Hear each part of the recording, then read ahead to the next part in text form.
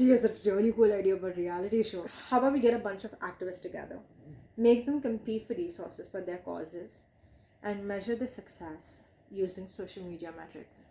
I'm so glad you approached me. As you know, I'm a citizen of the world and I'm married to Mick Jonas. And you know, that comes with a lot of responsibility, and people always ask me to help. So yeah, I'm so glad that you asked me for this. And like, where do I sign?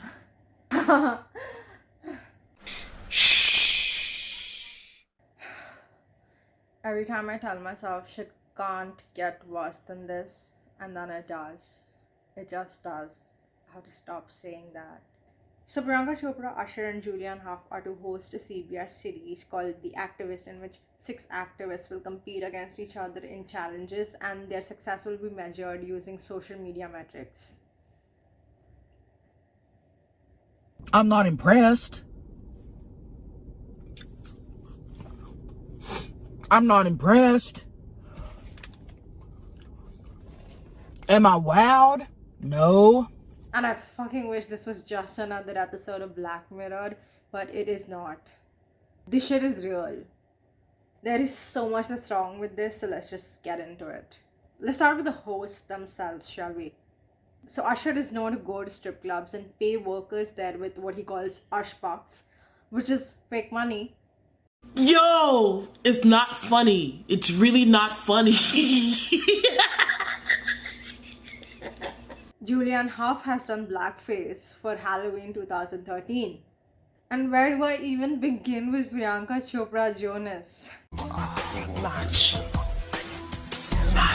Girlie has done a yellow face and made millions upon millions by promoting and endorsing skin whitening and lightening creams. And I already know a lot of people are going to be like, oh, but she apologized. But what the fuck is this? And this? So what the fuck? Bye. Instagram user Seema Hari has summed up the entire situation with Priyanka and her performative activism really well. So Priyanka has been on magazine covers equating refugees with travelers, while she makes sentimental posts about Black Lives Matter in the US. In India, she collaborates with and gives her money to fascist leaders. Girl, bye. Because what you talking is nonsense, girl. She has constantly tried to normalize relationships with Modi as if he isn't a mass murderer, and even invited him to her wedding and then thanked him for attending it. When she found out Modi was staying in the same hotel as her, she arranged a meeting with him. When asked in an interview why she did that, if it's because she admired his politics or because he's a powerful man that could help her, she said neither. I'm sure the polygraph was going like this, like the bitch is lying, she's lying. The reason she wanted to meet him was because he's the prime minister of the country she's a citizen of. But Priyanka, aren't you a global citizen? As a global citizen, being a global citizen is so special to me. Well, I'm a global citizen. As a global citizen. Anyway, so while Priyanka Chopra stays completely silent about the violence and oppression faced by Muslims and Bahujan people in India, in the West she makes mad money because of her performance in the role of an activist. Let's also not forget how in 2019, when the tensions between India and Pakistan were at an all-time high, almost escalating to war-like situations because the elections were nearing and Modi wanted to secure votes, Priyanka was out there tweeting jingoistic slogans. How are you the UN Global UNICEF Goodwill Ambassador on odd days, calling out for war on even days? Just balance, I guess.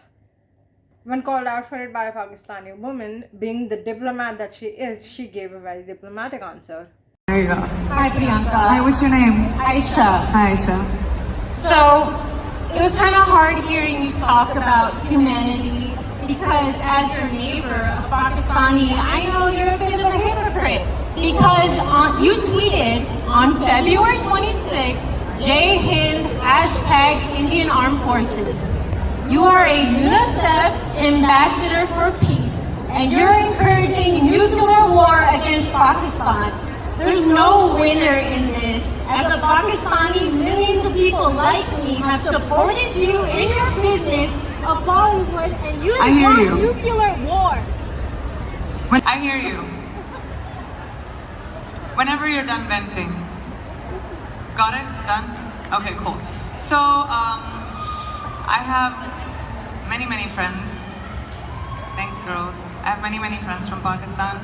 And I am from India. And war is not something that I'm really fond of, but I am patriotic. So, I'm sorry that if I hurt sentiments to people who do love me and have loved me.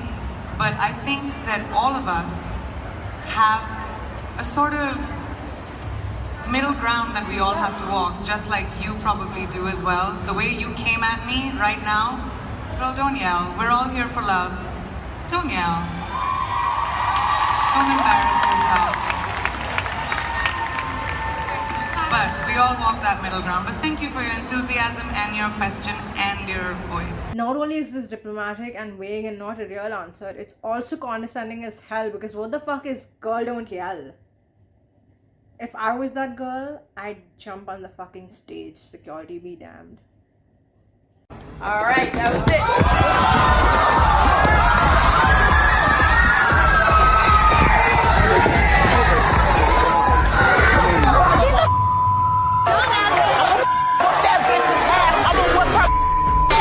If I laid out valid criticism against somebody and their reaction was that, oh, please don't embarrass yourself, I would sucker punch them in the throat. Ma kasam. Latest in the long list of bullshit fuckery that Priyanka Chopra pulls is her saying at some event with her whole chest that buying her own Mangal Sutra is her way of smashing the patriarchy. I would rather be like, it's my choice, and I will buy my beautiful Mangal Sutra with the money I make, and that's me smashing the patriarchy.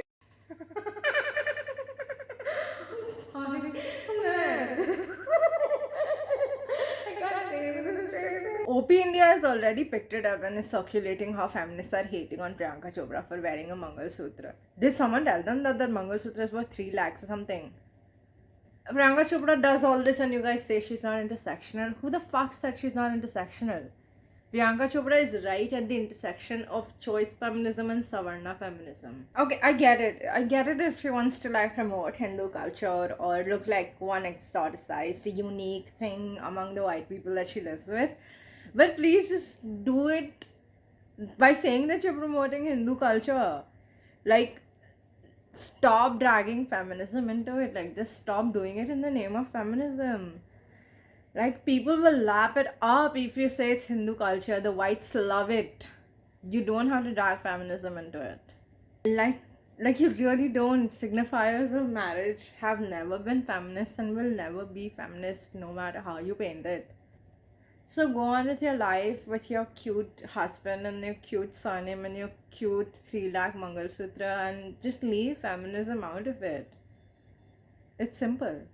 Anyway, now that we've got the people covered, let's talk about the show and the concept itself. Activism is literally built on solidarity, community building, helping people in need. Why anyone in their right mind would turn this into a competition is beyond me.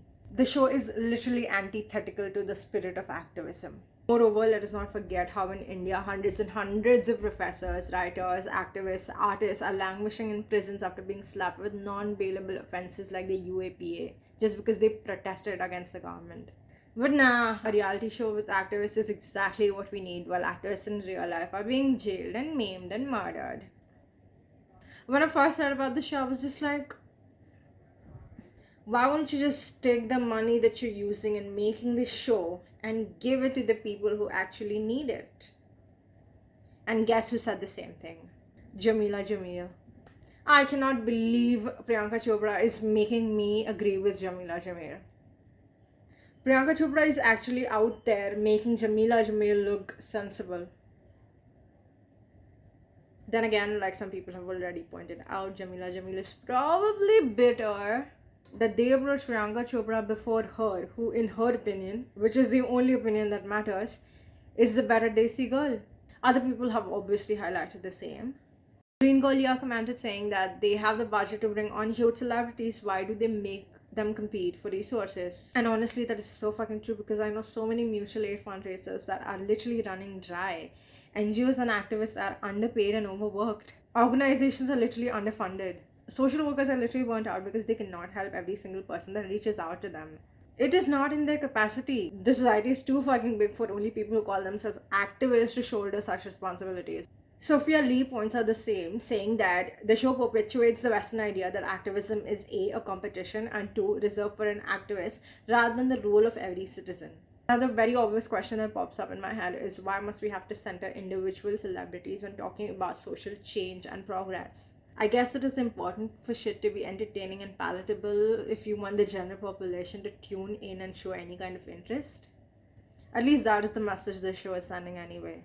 That in order to make any kind of concrete change, to have access to resources of policymakers, you have to be a celebrity, or at least entertaining to watch. Clover Hogan was approached by the producers to appear on the show, and when they told her that they were going to bring out activists to solve global challenges, naturally she had some questions. Like, what is the purpose of the show? How are they finding these activists? Is this about collaboration? And such things. All her questions were evaded. She then went ahead and agreed for an interview with one of the producers of the show, and she says it's the worst she's experienced. Like, when they asked questions about her background and she answered them, the man literally told her that she sounded like a robot reading from a script. The producer then asked her to repeat what she said, but with more emotions, and told her what the producers wanted to say. She was made to repeat herself several times until she just burst into tears from the pressure, which was perfect. Perfect for the show. After that, she was asked about her work at Force of Nature. While she saw this as an opportunity to talk about her research, her youth programs on the mental health crisis, important shit that's affecting people, the man cut her off at the end, saying that this is too complicated and she needs to talk like an American. Are Americans really this fucking dumb that they don't understand shit like this?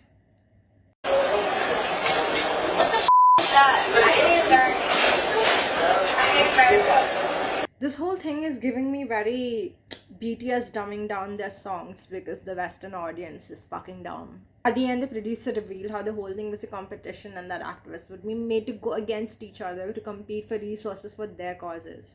Obviously, she refused that offer and denied to go ahead with the show, which according to the producer was a really good opportunity. But what is abundantly clear from this experience is that the makers of the show do not give a single fuck about the causes. They don't care about the issues at hand. They just want a story, and one entertaining enough to be digested by Hollywood.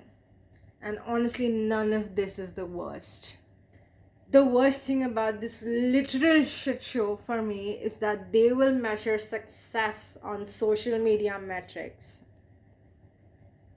Let me say that again. They will measure the progress and success of a social cause by social media metrics. Do they know that the algorithms are literally designed to not show political content? Do they know? I have a feeling they don't. Instagram has literally come forward to say that they hide reels with political content. There's a reason I'm stuck on 2K followers. Or, alternatively, is this their way of saying that none of the causes that are going to be spearheaded by the activists are actually going to be political? Are you saying you're going to whitewash the causes and make them as apolitical as you possibly can? Because that is the only logical conclusion that I can come up with. And what do I know? That's exactly what it is. As Hananas pointed out in one of her posts from 2018, there's actually a word for shit like this. It's called recuperation.